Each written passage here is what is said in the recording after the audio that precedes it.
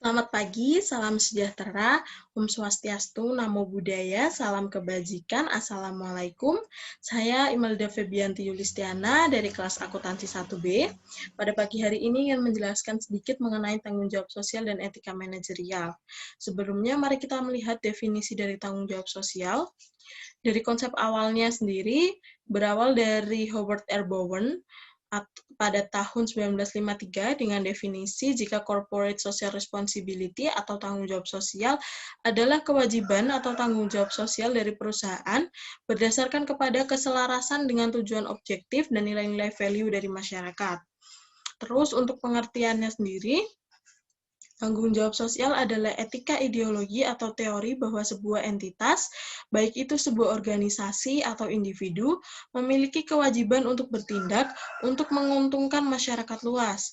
Terdapat juga definisi lain yaitu sebagai suatu pengakuan dari lembaga bahwa keputusan lembaga dapat mempengaruhi masyarakat, komunitas, dan lingkungan.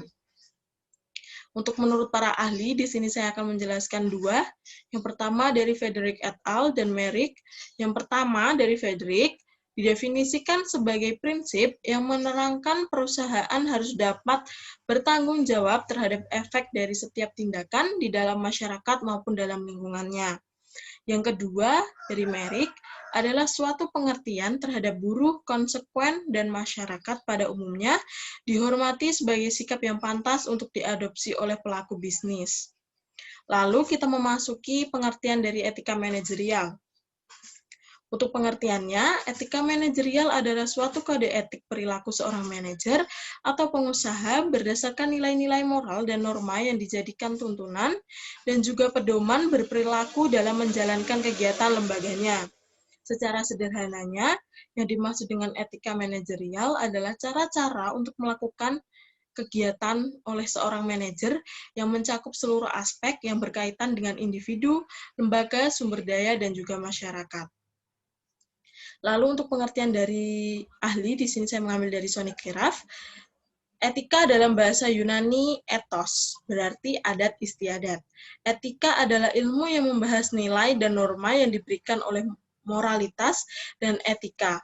Dalam pengertian pertama ini, mengenai adat istiadat atau kebiasaan intinya. Lalu untuk pengertian etika sama dengan moralitas adalah pengertian harfiah dari etika dan moralitas sama-sama berarti sistem nilai tentang bagaimana manusia harus hidup baik sebagai manusia yang telah diinstitusionalkan dalam sebuah adat kebiasaan yang kemudian terwujud pula dalam pola perilaku yang ajak dan terulang dalam kurun waktu yang lama sebagaimana layaknya sebuah kebiasaan. Lalu klasifikasinya ada 3 di sini. Yang pertama, perilaku terhadap karyawan. Kategori ini meliputi aspek perekrutan, pemecatan, kondisi upah dan kerja, serta privasi dan respek. Perilaku terhadap organisasi atau yang kedua. Permasalahan etika juga terjadi dalam hubungan pekerja dengan organisasinya. Masalah yang terjadi terutama menyangkut tentang kejujuran, konflik, kepentingan, dan kerahasiaan. Yang ketiga, perilaku terhadap agen ekonomi lainnya. Seorang manajer juga harus menjalankan etika ketika berhubungan dengan agen-agen ekonomi lain seperti pelanggan, pesaing, pemegang saham, pemasok, distributor, dan serikat buruh. Di sini akan saya sebutkan juga faktor-faktor penyebab perilaku etis dan tidak etis. Yang faktor yang pertama di sini ada tingkat perkembangan moral, yang kedua ada karakteristik individual atau karakter dari individunya sendiri begitu. Lalu yang ketiga ada variabel struktural, budaya organisasi, dan yang terakhir intensitas masalah. Lalu peranan manajemen dalam mendorong perilaku etis. Manajer dapat melakukan banyak hal bila benar-benar ingin serius atau hendak mendorong perilaku etis.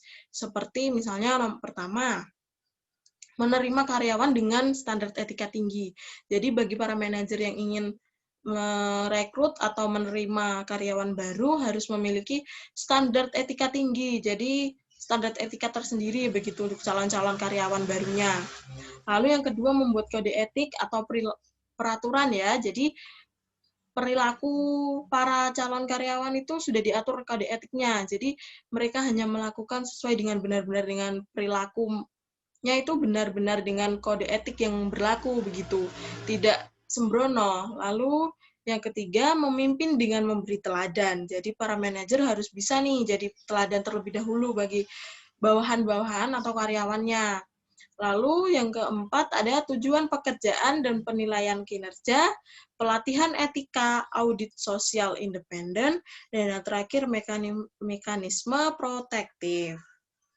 Lalu sekian yang dapat saya sampaikan pada pagi hari ini. Saya ucapkan terima kasih atas waktunya dan salam sehat dari saya, tetap menjaga kondisi, tetap menjalankan protokol kesehatan tentunya, dan stay healthy, tetap semangat walaupun dengan kondisi yang seperti ini. Dan sekian dari saya, selamat pagi dan terima kasih.